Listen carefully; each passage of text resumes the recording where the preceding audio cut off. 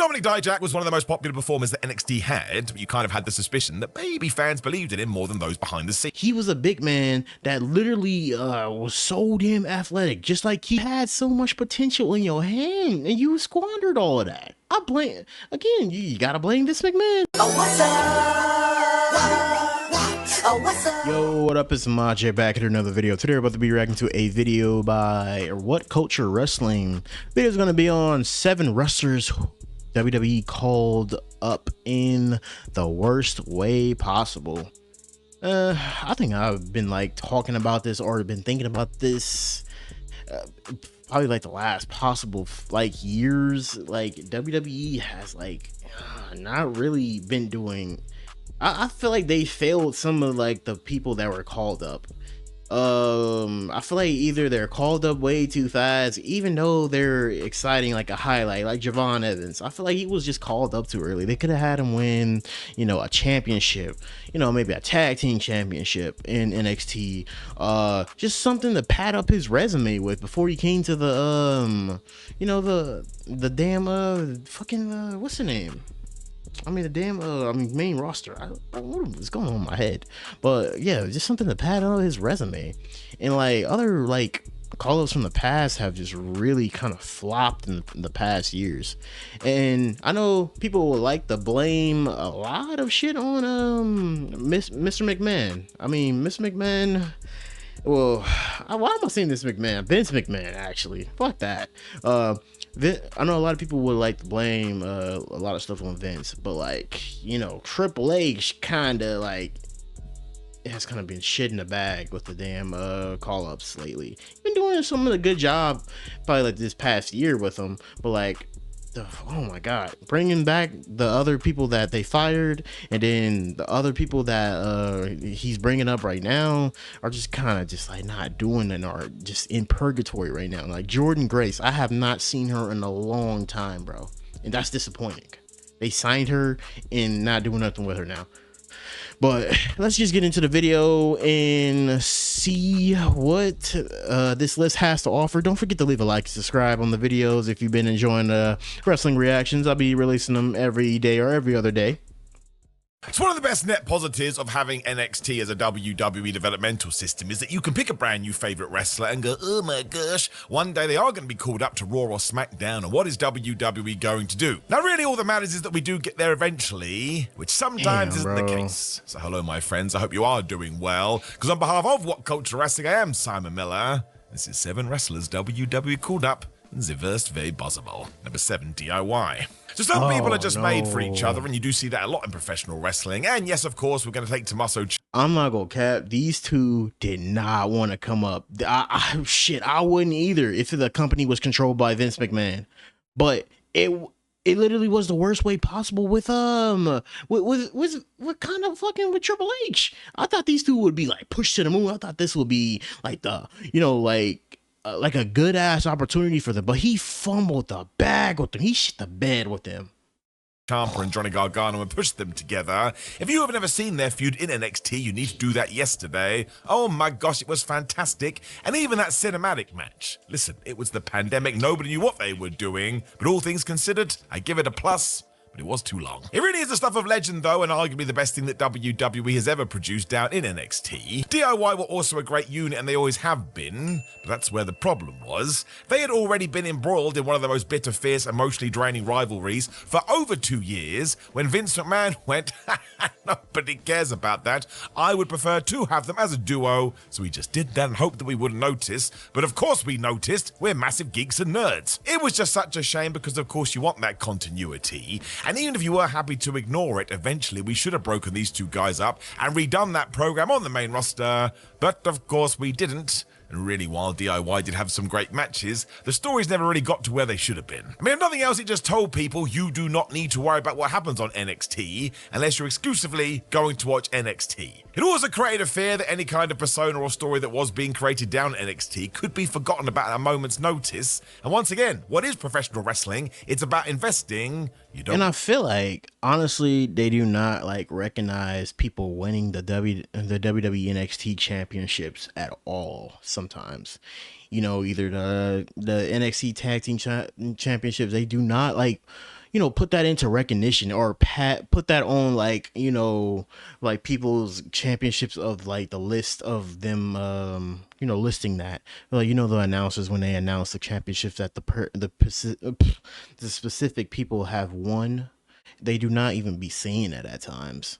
Want to live in fear? That's about to be thrown out the window. Number 6, Odyssey Jones. Ooh, now, Odyssey Jones it is a sucks. weird one because he was in the WWE system for such a long time, people didn't really know what WWE was going to do. It's not like he was a Sol Ruka or Obafemi either, where people were desperate to see him on the main roster. We assumed it was going to happen at some point, but once again, there was a big question mark over the top. After suffering defeat to Dijak on the 4th of April 2023 episode of NXT, however, Jones from nowhere did find himself being called up to Monday Night Raw. It kind of felt like he could have done more stuff down at NXT to just give him a bit more of a concrete base, but even putting him in the New Day, alright, that was different, and people started to speculate maybe this is how we get some cracks in that group. Don't forget what we did in the latter part of 2024. It still felt totally random though, because it came from nowhere, and then yes, just as this was getting going, he was let go based on activity that happened away from the ring in August 2024. So if you are keeping track, that was around about 3 weeks, and nobody really knows what did go on outside of the ring. I don't want to speculate here because it's not fair, and there are wildly different stories out there. But given that this list is about the worst possible call-ups, I mean, I don't know what I heard about this case, but I just kind of heard that it wasn't like, it was just an accusation. I feel like, nothing was really proven or anything, or he would be in jail right now.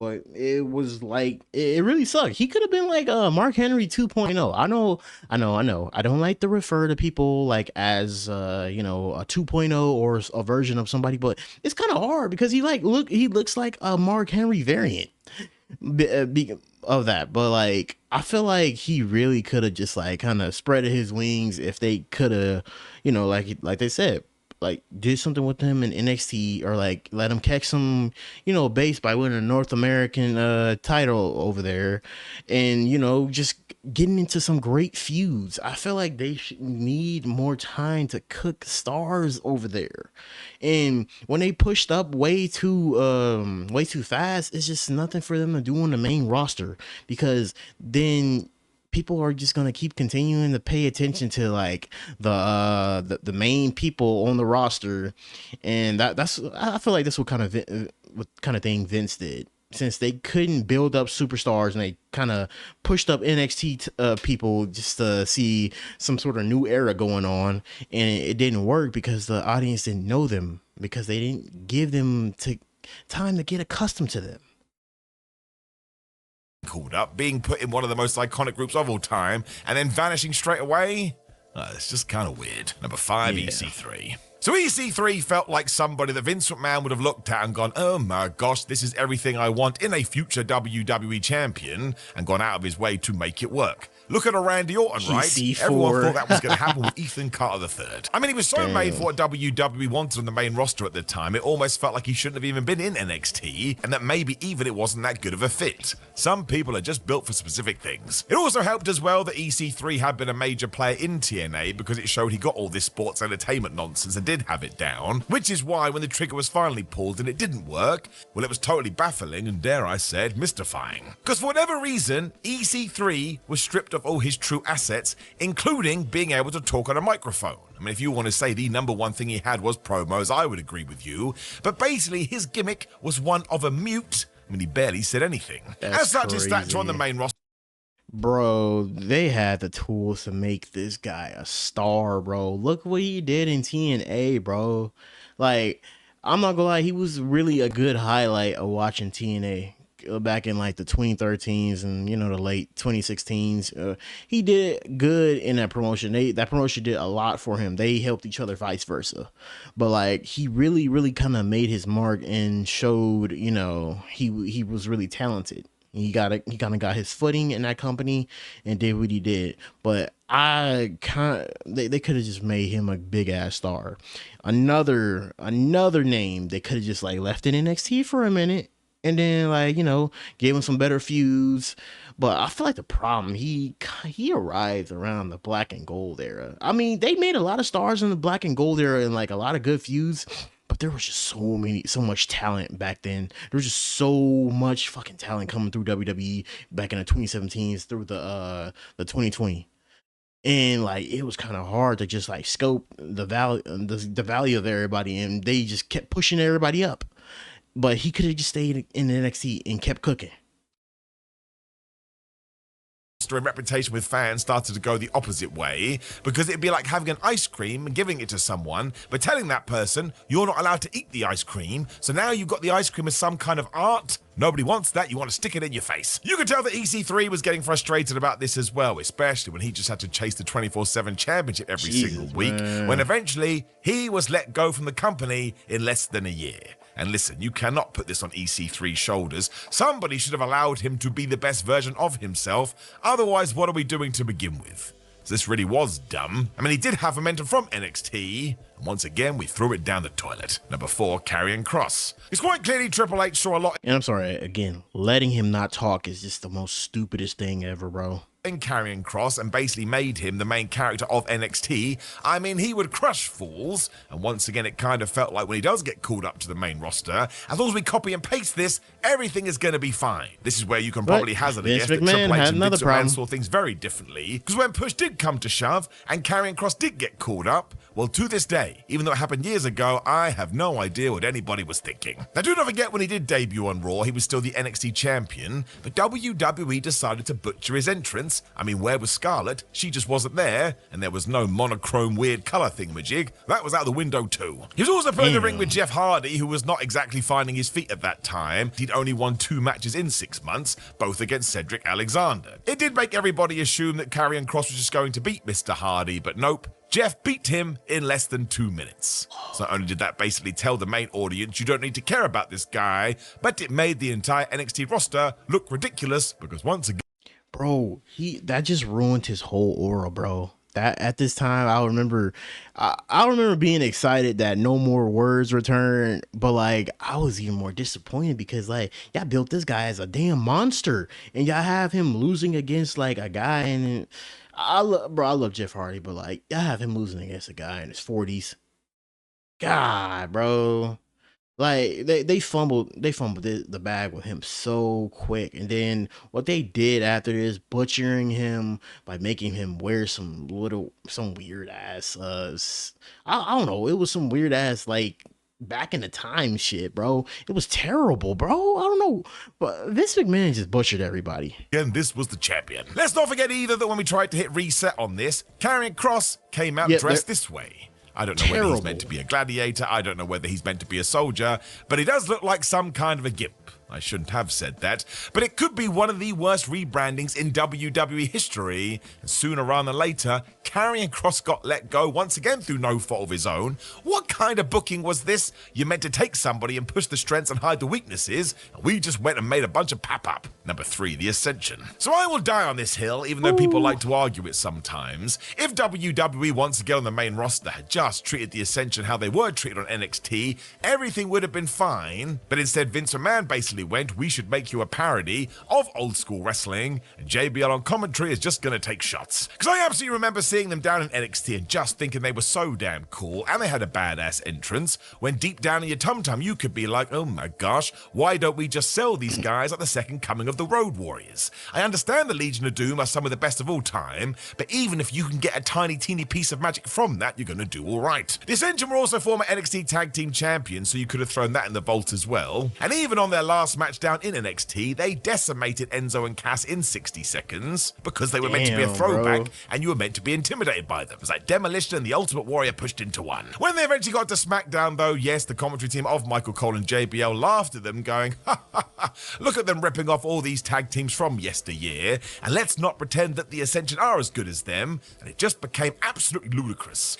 And I'm pretty sure Vince McMahon told them to do this and told them just to like completely bury them, make fun of them, like do your best to compare them to like the old people from the past. Like, bro, like if you got like magic in your hands, why would you just like butcher these people, bro? Man, I watched some of the Ascension matches back in like that era. They were really good, honestly. They were like really underrated, bro. And they were only underrated, right? Because at that point is because they came into the main roster just at the wrong time, bro. It really fucking sucked, bro. They got JBL to make fun of them. And oh my god, I remember that fucking promo to this day. I was like, man, if you don't sit your old ass back down on the commentary desk. Have been presented in a certain way in NXT and it has worked, why the flub would you get to Raw and SmackDown and do a 180? It just left their reputation in tatters too because they were never able to get their revenge, and then before they did get the release, they were basically cartoons. I have no idea what we were thinking. Number 2, Lars Sullivan. Sucks. So given recent comments I did see about Lars Sullivan, I want to make it clear this is not a nice human being, not a nice individual, and in fact a lot of words that do come out of his mouth are borderline offensive, or screw that, full-on offensive, so we shouldn't really give him the time of day. Still though, a few years ago when he was in NXT, he was booked like a beast. He went on a 6-match unbeaten streak in his first solo run, including defeating Roderick Strong, and look at his first takeover booking. He was going after the North American Championship in a star-studded ladder match. Somebody pulled the trigger quick. There were some encouraging signs as well, because it felt like Sullivan was doing well in NXT, and again, look at him. That is somebody that's always going to succeed on the main roster, because if anybody liked old school, tough, weird looking big guys, it was Vince McMahon. So it was no surprise when rumors began to surface that he was being considered for a monster push on the main roster, and at one point was even considered to face John Cena at WrestleMania 35. Damn. Thank goodness we didn't do that because the cracks started to appear. No, I'm not talking about the fact that Lars apparently suffered from extreme anxiety, because we can all understand that, and given that the WWE is a global brand, it's perfectly reasonable that somebody could be backstage thinking to themselves, oh my gosh, this is a big opportunity, and I don't want to let myself or my work colleagues down. He also wasn't somebody that had been on the independent circuit, so all of a sudden had gone from nothing to everything, and all this did mean there was a mini delay. Not like it mattered though, because eventually he did debut by attacking Kurt Angle on Raw, and it's flipping Kurt Angle, man. He had recently retired, but he was a flipping super duper whooper star. He also went after Rey Mysterio and the Hardys to sort of get this gimmick over when things got way worse and were basically unforgivable. Because past remarks of a racist, sexist and homophobic variety began to surface, and genuinely some of these are absolutely appalling, when he also suffered a knee injury after just his second match, and he was going to be out for 16 months. Instead, WWE decided to cut their losses after 3, and really that does go back to these message boards posts. If you are going to put these kind of opinions out there, well, you absolutely do not deserve to have a run in WWE. I mean, yes, honestly, especially at this point in this time, like it would really suck to have like some kind of shit come out on your name, and this was like the real big wrong time. I don't know. In the beginning, I would want to before all the allegations, I would have like sympathized with the guy, but like the guy put out so much racist ass comments, like you butchered your own career. So WWE was right about this, and just like, you know, probably, you know, got him up out of the company, because like, I mean, you could probably deal with the anxiety attacks because that's just normal human nature, especially like it's rare, honestly, but you got to be ready for this company. You got to be ready for this company and ready for this spot. But and then he got exposed for, well, yeah, I think at the same time he got exposed for like some corn industry things. Number 1, Dominic Dijak. So Dominic Dijak was one of the most popular performers that NXT had, but you kind of had the suspicion that maybe fans believed in him more than those behind the scenes. He was involved in title scenarios for the NXT North American and Tag Team titles without winning any of them, but even through all that, he remained incredibly popular with the audience because he was really good. I mean, you want to talk about big men slapping man meat, then flying around the ring? That's what Dijak could do. It was super exciting when he got called up to the main roster as well, before he realized he was going to be a part of Retribution. Well, that stable felt like a massive misfire from the beginning. And also, Dijak lost his cool name and got renamed T-Bar. This happened years ago, and I still don't understand what a T-Bar is. Most people could... I'm not gonna cap, bro. This was like the beginning of like a lot of NXT talent's career. They kept a good amount of people around, and like what's his name? He became part of the Maximum Male Models. And I guess I heard they're doing good on you know, the indie scenes, but like they butchered him. I don't know, I forgot who these 3 are.